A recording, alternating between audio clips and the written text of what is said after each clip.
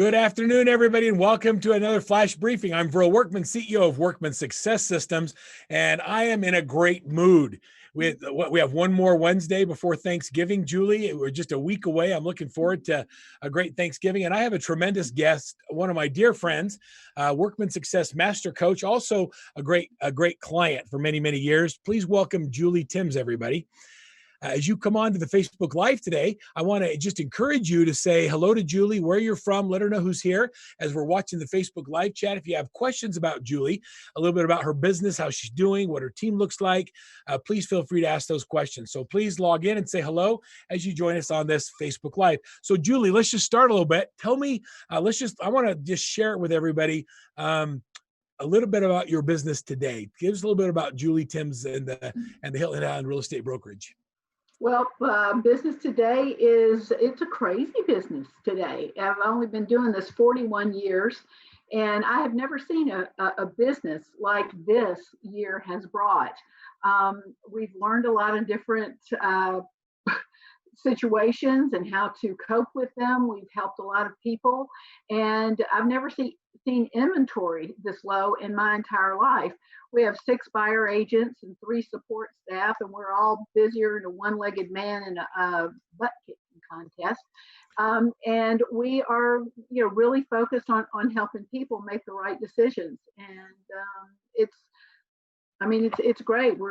The hardest part, I think, is just to keep focused on what we're doing and try to practice not reactive real estate, but what am I trying to say? Proactive. That's the word. Proactive real estate. When it's crazy like this, it's easy to get caught up in the whirlwind, and you never have time to actually prospect or work on your business or some of those things. You have some friends saying hello. Christopher says hello from Maryland. Lisa's saying hi. She was just on our coaching call, and so that's kind of fun.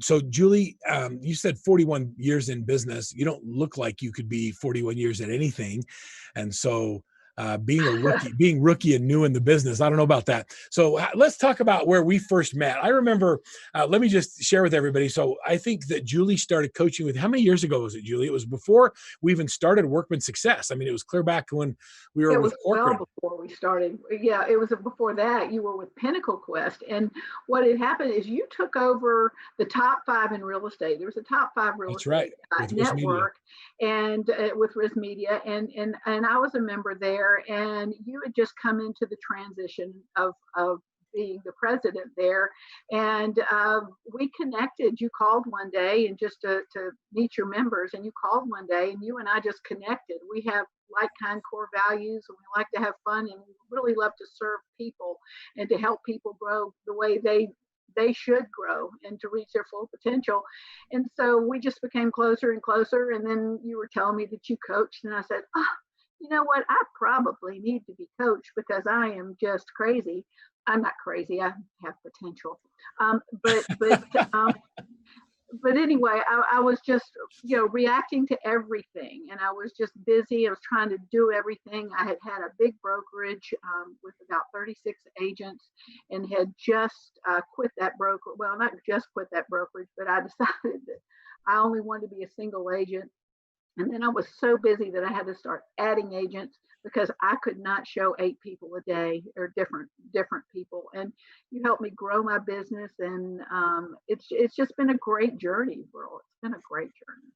I think we ought to talk about the problems and the pain that you went through. I remember your team name was the Julie Toon Polly Timms team. Tell us it wasn't even Timms. It was Julie Toon Polly Real Estate Broker Singular. Right. Inc. I decided I never wanted another paid enemy in my life. Not that I had paid enemies, don't get me wrong, but that was just my mindset after that. Yeah, it was really interesting. I just remember because it was such a fun name. I was like, what? Like, how do you answer your phone? Hi, it's Julie. How can I help you?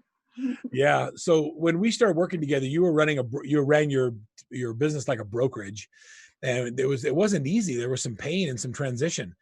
Talk a little bit about the mindset of what got you to go from running a brokerage to running your brokerage as a team. Well, I'm a nurturer of people, and to me, independent contractor is a tax status. It really is. And when we can all work together towards a common goal, we can help each other and we can share with each other. I read Pat Lencioni's The Five Dysfunction of a Team and the ideal team player. And that really brought it a lot home for me. When you're running around by yourself, trying to do everything yourself, and you really don't converse with other people, it's kind of, I don't know, you just don't get as much accomplished, and you just don't have the support. And I think someone said, it may have been Burl Workman, told me one time, it's like, well, a team is like a basketball team. You know, if you have one guy that always grabs the ball and runs this way and that way, it just doesn't work. You know, you've got some like that, but when everybody works together and they know what they're doing, even with a football team, all right, yeah, I'm the center, I'm going to hike it to myself, I'm going to run in, I'm going to grab the ball, I'm going to throw it, and then I'm going to run down the field and catch it. You can't do it. You can't do it. The team works great, and we have a fabulous team today, and people that I love. We are all family members, and we do everything together, and we work, you know, on our own things, but we do it together. We collaborate every week. We huddle every morning. We just want to make sure that everybody's okay. So I love that. What changed from a profitability standpoint when you went from brokerage to team, and how your business ran and the profitability? Profitability was something that I used to say, oh, well, I have money in my checkbook, I must be profitable. All right. And so when we started working as a team, I started tracking everything. I started helping everybody. We started being aware of what we were doing in all of our different ventures. And what happened is our profitability really increased, because what we did is we realized what we were doing, what we were wasting time on. And because of the team, we have our marketing staff, our listing coordinator, our closing coordinator. They're all doing all that stuff that they love doing, and agents don't do it. So it's like, okay, you come in, bring it to me. Now go on, you go get me another one, please. And it's people have realized that it really works. I don't need to be everything to everybody. So are you more profitable as a team than you were as a brokerage? Yeah. Does a kid slam a screen door? You bet. Yeah. You know, it's been fun for me, that's what's been fun to watch, is not just in the growth of you personally, but that you're able to look at your business and it has some real value. And you know, what I love about Julie is that Julie works because she loves the game of real estate, not because she has to make another dollar. She works because she loves serving the people in her community. There's a lot of people that I've met over my life that talk about their values, or they say they're one thing, but the way they live is different. And one of the things that impresses me the most about you and Bernie is that you're some of the most authentic people, and what you see is what you get. You are always the same, and that is just loving and caring and giving. I've never met anybody that's so consistently real than you and Bernie, and it's just it's just a pleasure to have you as part of our life. Oh, thank you.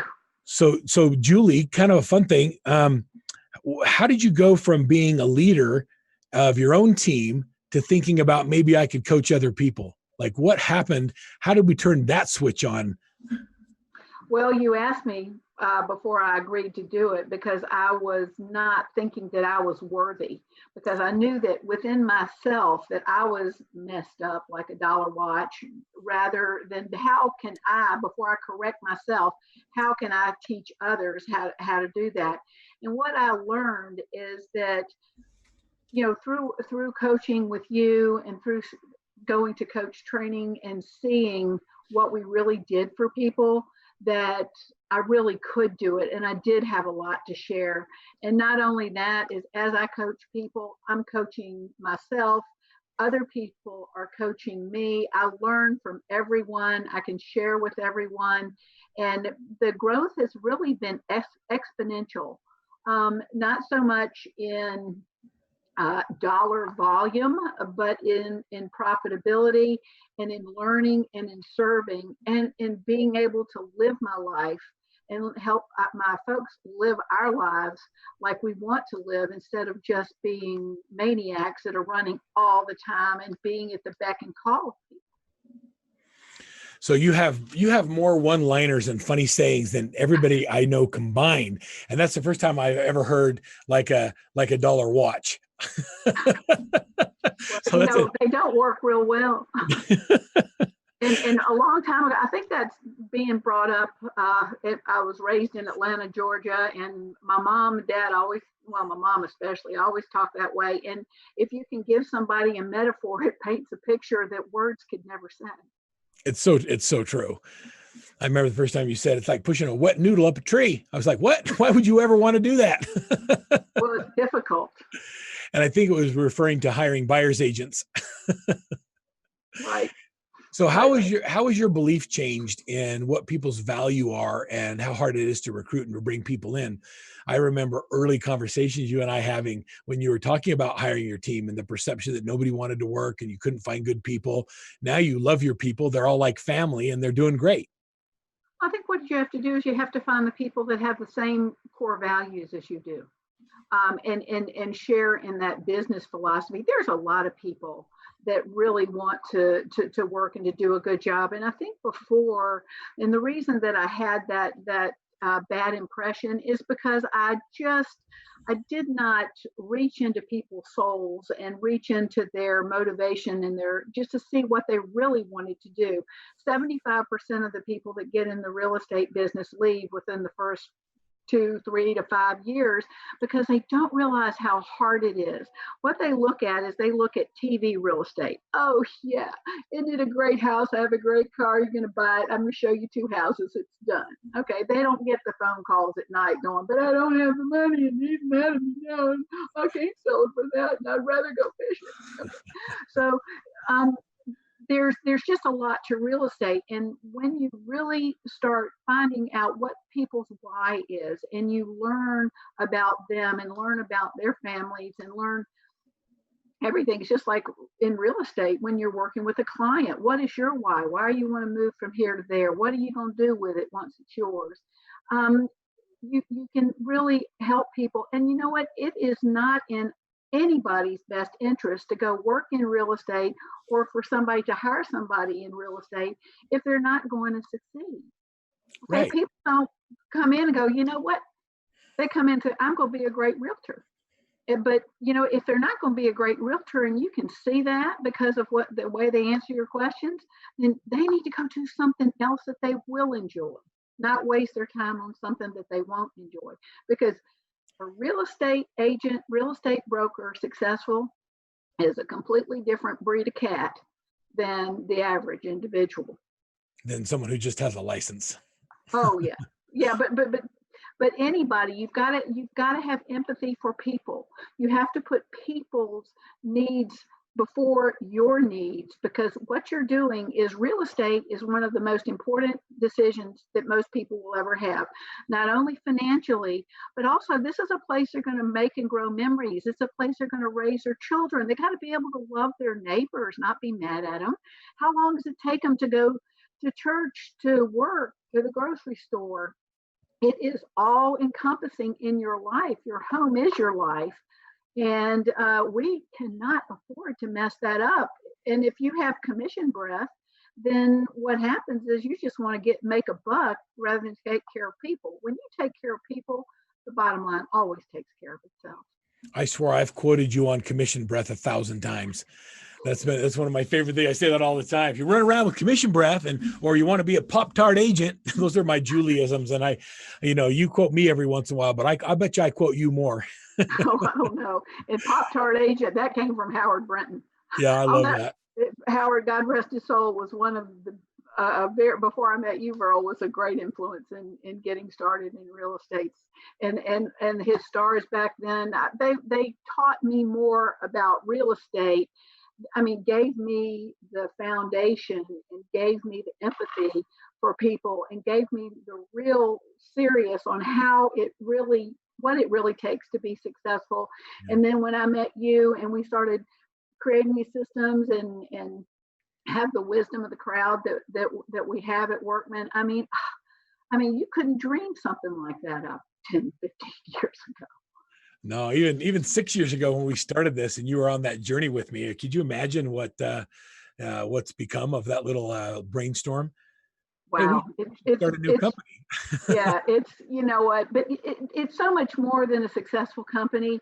It's so far reaching into people's lives. And, you know, Verl, I think what you're doing is changing the whole nature of the real estate industry, because you're giving so much, and everyone that you have become involved with have like kind core values in their giving.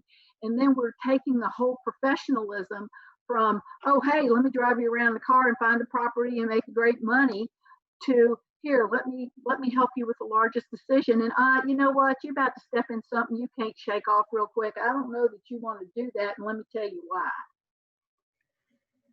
Yeah, I think it's a little bit humbling to think about the impact that we have in people's lives, but it's not because of me. It's because of the people like you and the people that helped us from the very beginning get this thing going. You've brought up 2 or 3 times. You've mentioned core values in hiring, core values in the way you run your business. Tell me about your slogan for your brokerage and team, and then how that tied into the creation of your core values. Well, it was interesting. Years ago, we were first working on branding. There was a fellow, Robert Allen Paul, who was a dear friend and just loved the man. And you introduced me to him, and he said, all right, what I'm going to do to give you a new brand name, because I was going from Julie Toon Pauly Real Estate Broker, Inc. to Hilton Head Island Real Estate Brokers, Inc. And so he said, I'm going to interview your clients and I'm going to come up with something. I said, awesome.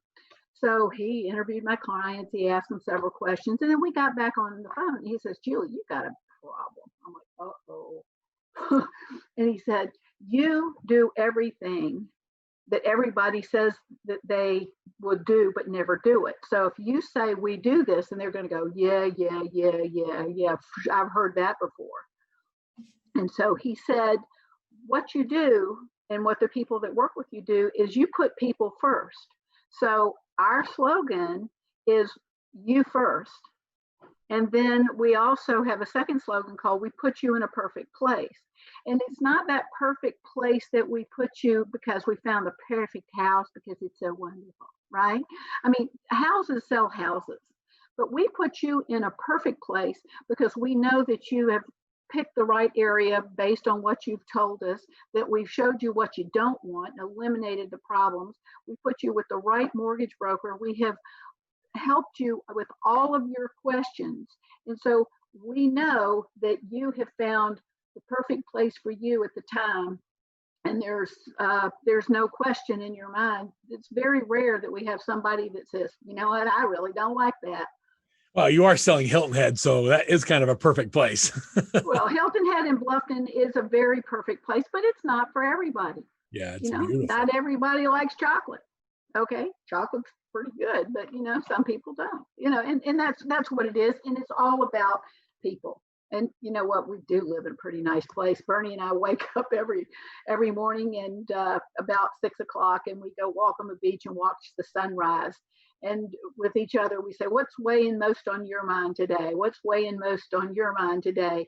So we solve the problems, and then we say, what are we going to do to make this day amazing?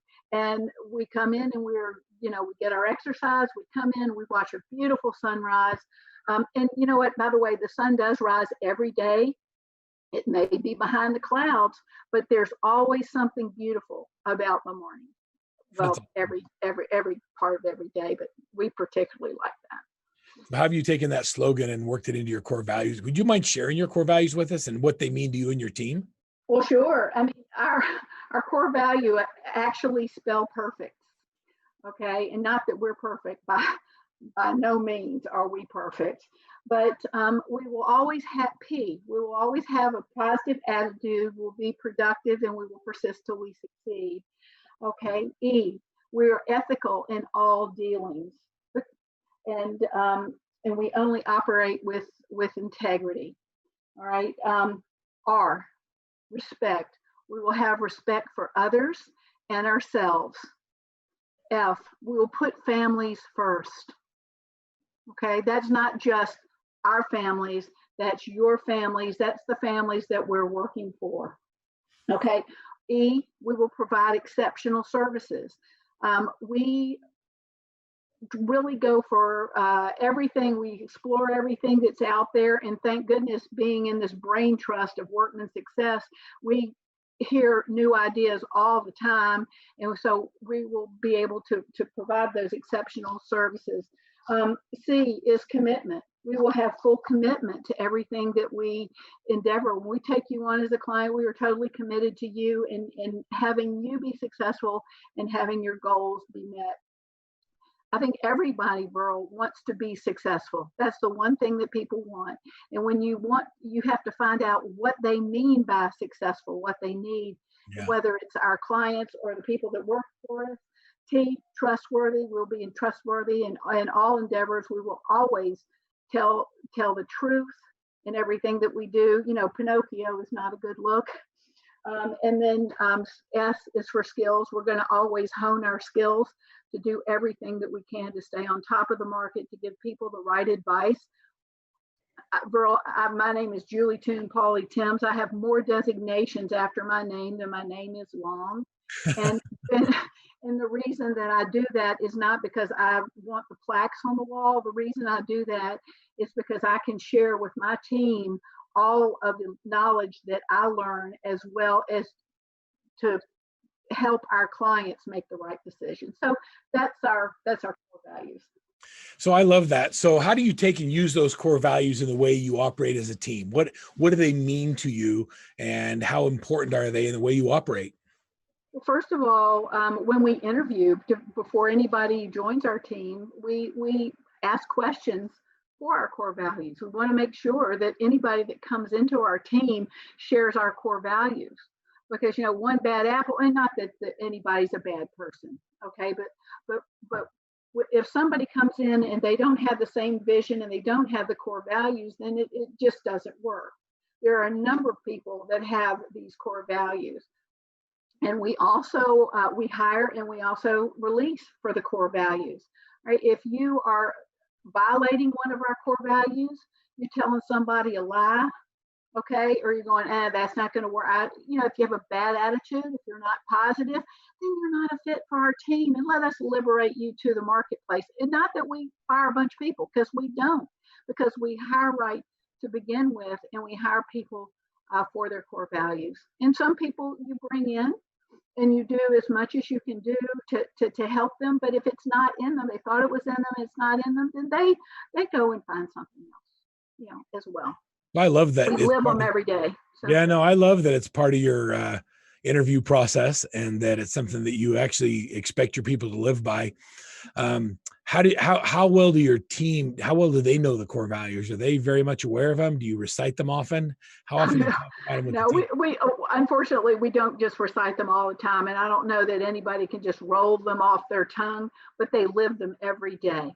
All right, we do have them posted in our office, and people do know what they spell, and people they live them. That's what's most important. You know, being positive, being ethical, putting families first, being respectful. They're all very, very great qualities in someone you're going to trust to help you with the largest investment you'll ever make most times.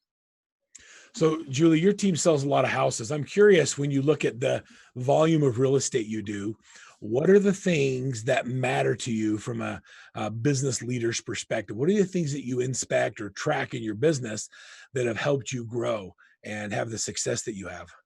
Well, we track everything, Burl. You know, we track not only how many properties that we help people buy or sell. We also track, you know, how many lenders that we use, how many attorneys that we use.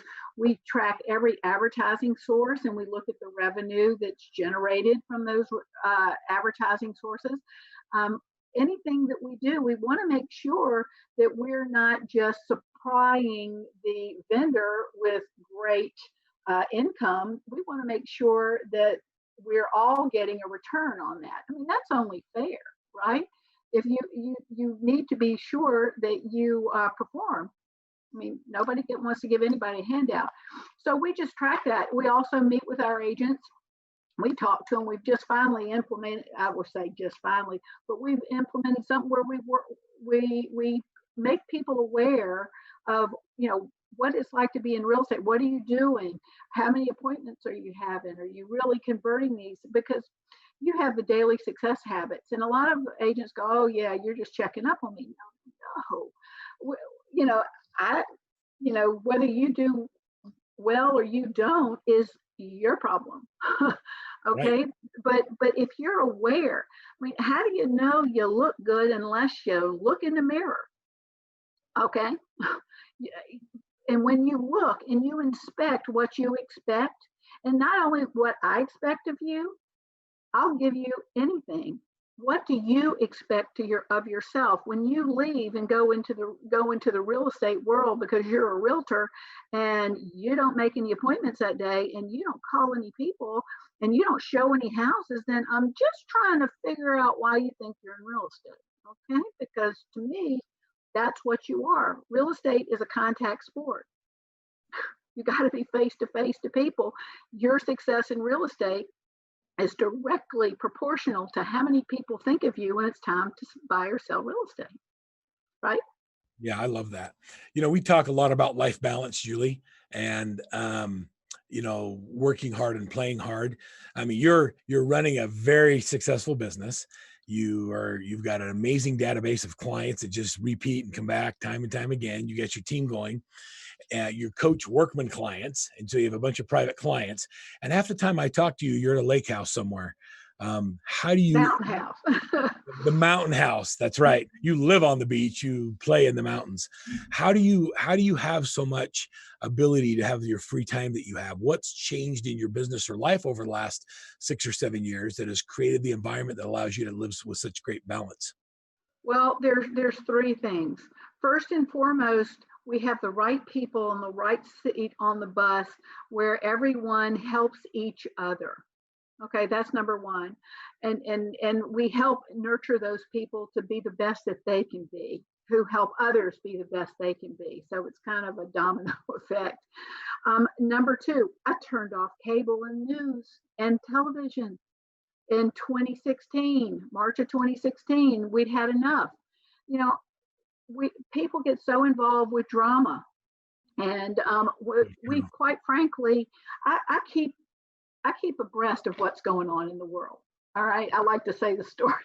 Everything I need to know, I learned at Harris Teeter, which is one of the grocery stores here. In October of 2016, I was in Harris Teeter. All these people bringing out canned foods and water. I said, "What's going on? Have a hurricane?" "Yeah, don't you know it's coming? We've been on the Weather Channel." I said, "Well, okay, time to go. Time to water. Get your water." I mean, everything I need to learn, I can learn at Harris Teeter, or I can read the news. But when you involve yourself in that all the time, and it's 24/7, and you're being bombarded with negative, and I just don't enjoy people talking over each other, and I don't enjoy people they have a need to be right. God, who said this? I'm not sure who said it. Someone very famous. God gave you 2 ears and 1 mouth for a reason. We need to listen to understand rather than listen to respond. And the third thing is that I turn off my phone. I hit the do not disturb. My phone is never off of do not disturb. I found the emergency bypass. All right. So if, my parents, my children, Bernie, of course, and some of those folks, they know how to get me because my phone will ring. But I take everything I do at 100%, and I don't accept interruptions. Okay, if somebody needs to interrupt me, they call Nancy or they call Janine, and they can walk in the door and find out, because there's so many distractions that could happen. And when I'm talking to you, I'm talking to you. All right, and when I'm done with this, I will pick up my phone. I will answer the most urgent calls first. I will delegate what needs to be done, and I will probably delete most emails, because let's all face it, how many emails do you get? When you have that little pop-up thing, you're like, here, I keep this in my office, it's a squirrel. All right. So how many squirrels can run across your desk? And it takes you 20 minutes to get back in focus. So I've given myself back all those interruptions, and I don't look at my phone, or try not to, after 7 o'clock at night and before I get back from the beach in the morning. And because when I come home, that's Bernie time, that's family time. I don't, all I have to do is pick up my phone and find some problem, and then the whole mood changes, right? Ever been out to dinner and then go, okay, somebody went to the bathroom, let me look, and go, oh, God, I cannot believe they are doing that inspection. I mean, who would do that? And all of a sudden they come back and you're like this. Yeah, right. You know, you need your smile on a stick. So don't do it. Don't do it. I challenge everybody who will watch this is turn off your phone and then tell people you do it. Okay? You gotta tell people you do it. Yeah, setting their expectations makes all the difference, doesn't it? Absolutely. So that's where we can do what we do. So anyway, hope I hadn't talked too much about that. No, it's great. I totally got squirreled today. You made me think about this. I went in my office and I was like in deep thought. And then I'm thinking about one thing, and then a squirrel jumped in the tree and was chasing another squirrel. And I'm following because they looked like they were having so much fun. They went over here and I had no idea what I was thinking about. That totally happens. We get distracted by real or figurative squirrels. We lose our concentration. And then it takes you 15 or 20 minutes to get your zone back, to get back into that place where you needed to have that level of focus. So I'm going to give you one. Go ahead. I was just going to say, and you know what? Am I doing you justice to take my mind somewhere else? I need to be focused on you and nobody else but you. I respect, that's my core values. I respect the people that I'm with. Yeah, I love that. All right, so I'm gonna give you one last question. We'll talk about this because it's something that we have in common. That we early on fell in love with Og Mandino and the 10 Scrolls, and we both kind of soaked him into our businesses and our DNA. We got to meet Dave Blanchard, spent some time with him. You actually went out to his place, and he became a friend. Tell me about why the 10 Scrolls have had such an impact on your life and business, and just give me a couple of ideas of how you've applied some of their concepts.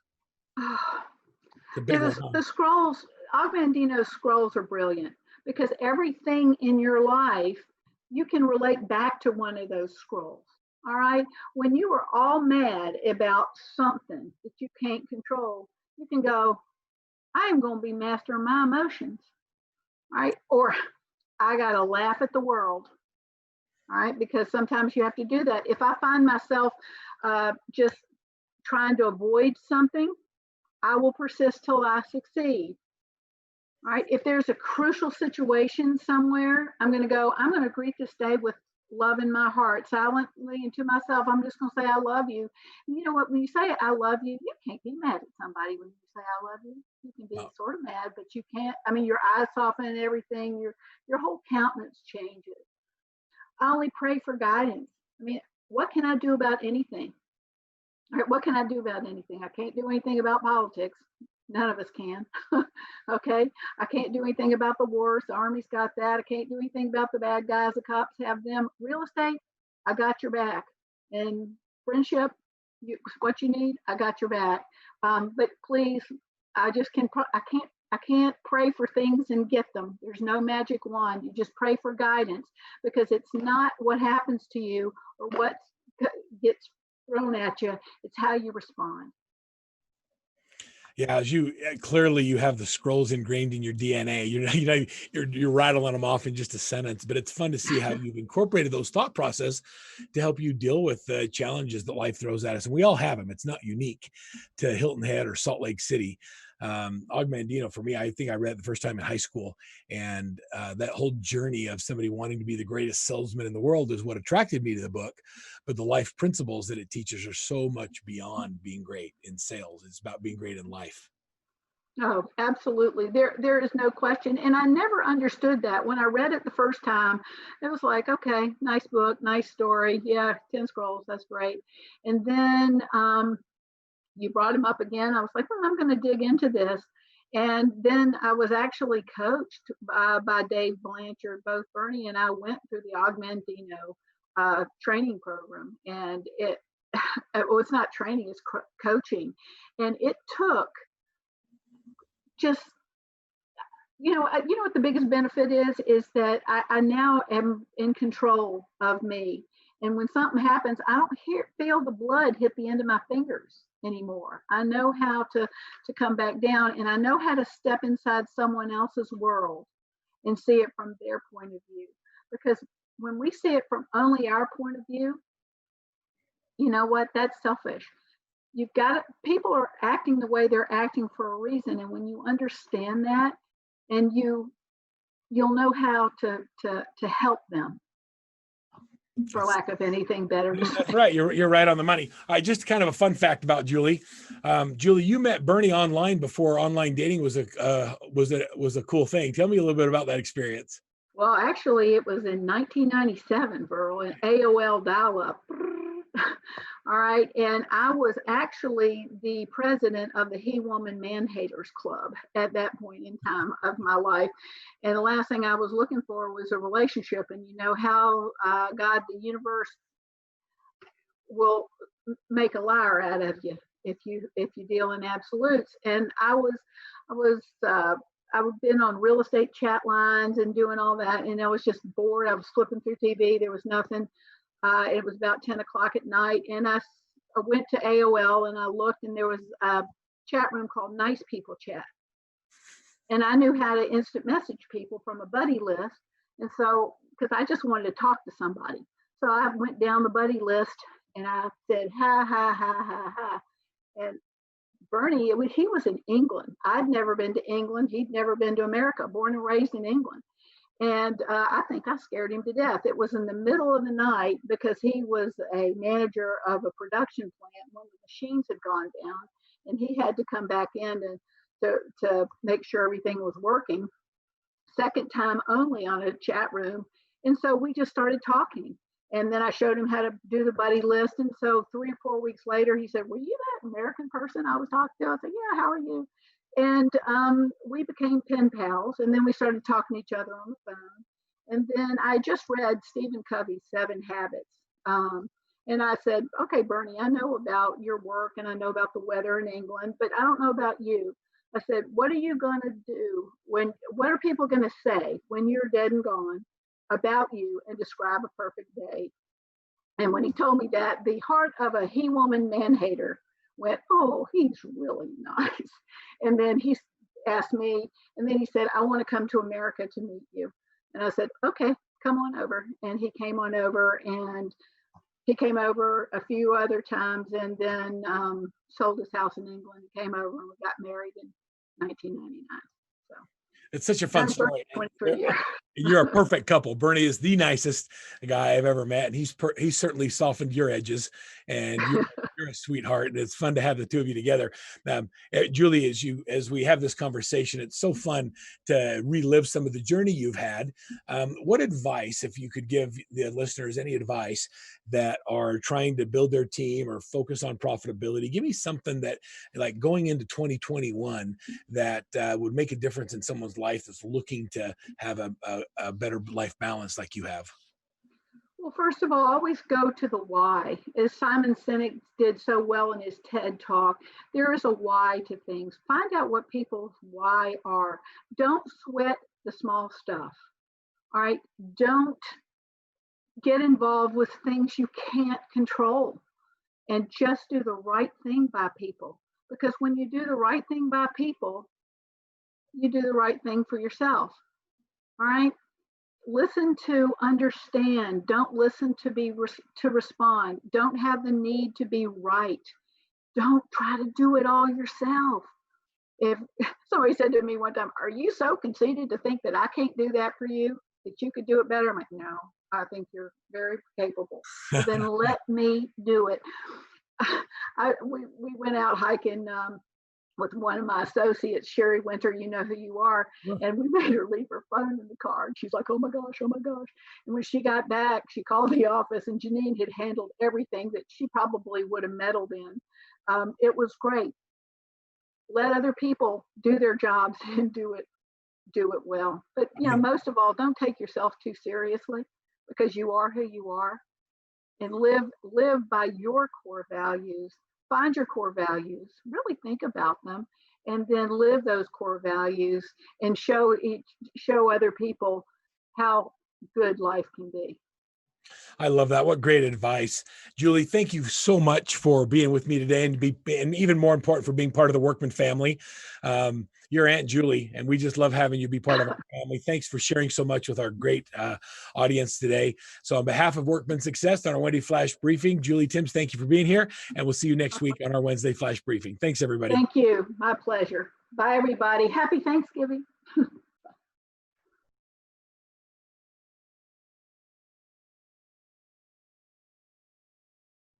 If you are ready to level up your real estate business, set up a coaching consultation by sending an email to coach@workmansuccess.com. That's coach@workmansuccess.com.